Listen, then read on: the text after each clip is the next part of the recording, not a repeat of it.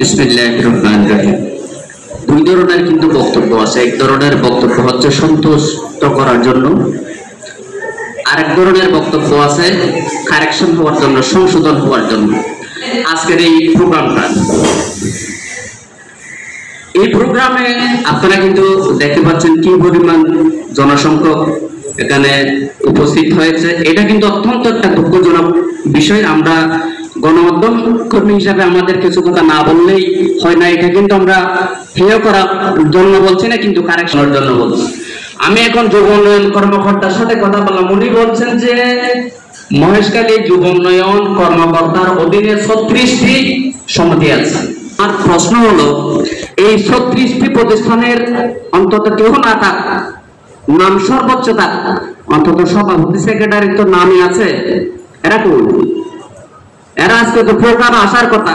এটা তো গভর্নমেন্ট একটা প্রোগ্রাম।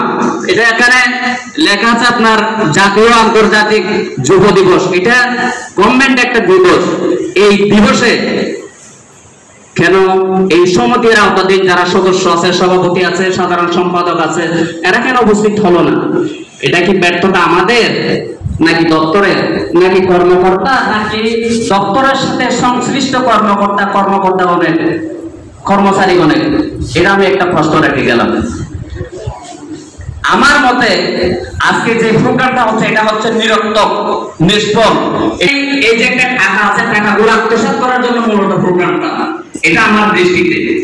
কেননা আজকের এই দরকার ছিল, এখানে লেখা আছে প্রযুক্তি নির্ভর যুব শক্তি, অর্থাৎ যারা এই বাংলাদেশের যুব শক্তি আছে তথ্য প্রযুক্তি দিয়ে আত্মনির্ভরশীল করা। যেমন কেউ সেলাই কাজ জানে না, বাড়িতে বিধবা মহিলা আছে, স্বামী ছাড়া মহিলা আছে, যুবতী মহিলা আছে, শিক্ষিত হয়ে ছাত্ররা বেকার রয়ে গেছে, তাদেরকে যুব প্রশিক্ষণ হিসাবে সেলাই মেশিন দেওয়ার কথা, কম্পিউটার প্রশিক্ষণ দেওয়ার কথা। এই যুব উন্নয়ন অধিদপ্তর মহেশখালীতে তাহলে কি করলো? আজকে দরকার ছিল এই আন্তর্জাতিক যুব দিবসে দরকার ছিল একটা ডিসপ্লে করে, বড় আকারে ডিসপ্লে করে 2025 সাল 2024 সাল মহেশখালী যুব উন্নয়ন অধিদপ্তর কয়জন মহিলাকে সেলাই প্রশিক্ষণ দিয়ে সাকসেস করেছে, স্বনির্ভর করেছে, এটা কিন্তু ডিসপ্লেতে দেখানো দরকার ছিল। আর একটা কথা হলো, এই যে কম্পিউটার কয়জনকে 2024 সাল 25 সালে কয়জনকে কম্পিউটার প্রশিক্ষণ দিয়ে সাকসেস করলো, সফলতা অর্জন করলো, তারা পারিবারিকভাবে আত্মনির্ভরশীল হলো, এটা কিন্তু ডিসপ্লেতে দেখারও দরকার ছিল।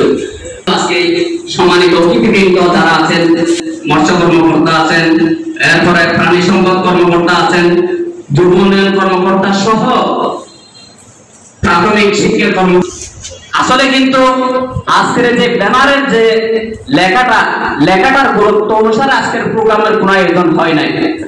যদি যুব উন্নয়ন অত্যন্ত একটা গুরুত্বপূর্ণ ডিপার্টমেন্ট, অত্যন্ত একটা গুরুত্ব বহন করে এই যে দপ্তরটি, এই বাংলাদেশ নির্ভর করে যুবক শক্তির উপর। এই যুবকেরাই পারে বাংলাদেশের আমূল পরিবর্তন করতে। শিক্ষা অধিদপ্তর সহ সব জায়গায় যুবকরা পারে পরিবর্তন করতে। তাইলে যুবকের অবস্থা যদি এই অবস্থা হয়, তাহলে আমরা কোথায়?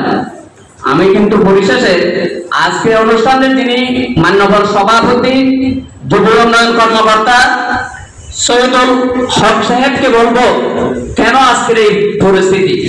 আপনি 2024 সাল 25 সালে কি করেছেন? আপনি এটা ডিসপ্লে করে দেখান নাই কেন? আপনার অধীনে কয়টা সমিতি আছে, কয়টা সমিতির লোকজন কতজন আছে? আপনার এই সমিতি দিয়ে, আপনার এই যুব অধিদপ্তর দিয়ে কারা কারা সফলতা অর্জন করে এই দৃশ্যটা দেখিয়েছেন? তাহলে আপনারা কি পাবেন, কি বলবেন, কি ফিরিয়ে দেবেন? আমাদের মনে হচ্ছে এইটা আপনাদের এই দিবসটা দেখিয়ে কিন্তু আপনারা টাকায় কামাই করতেছেন, বেতনের টাকায়। মহেশখালী যুব উন্নয়ন অধিদপ্তর কর্তৃক কারা কারা স্বাবলম্বী হয়েছে, কারা কারা স্বনির্ভর হয়েছে? যে মহিলারা সেলাই মেশিন করে নিজের পরিবার চলায়, নিজে চলায়, সংসার চলায়, পরিবার পরিজন চলায়। বড় বড় নেতাদের, বড় বড় অফিসারদের লেকচার আমরা শুনতে চাই না। আমরা চাই দেশ পরিবর্তন করতে। দেশ পরিবর্তন করতে হলে যুবককে পরিবর্তন করতে হবে। আমি প্রথমে বলেছি তার বক্তব্য দেওয়া যায়। একটা হচ্ছে প্যালেসমাতি, আমাদের অফিসার স্যার খুব ভালো, খুব ভালো কাজ করে, ফিল্ড পর্যায়ে এতটা সমিতি আছে, এই করে সে করে সবকিছু বলা ঠিক আছে, এটা এক ধরনের বক্তব্য। কিন্তু আমাদের অধিদপ্তরে কি হচ্ছে এই জিনিসটা দেখিয়ে দেওয়াটা আরেকটা বক্তব্য।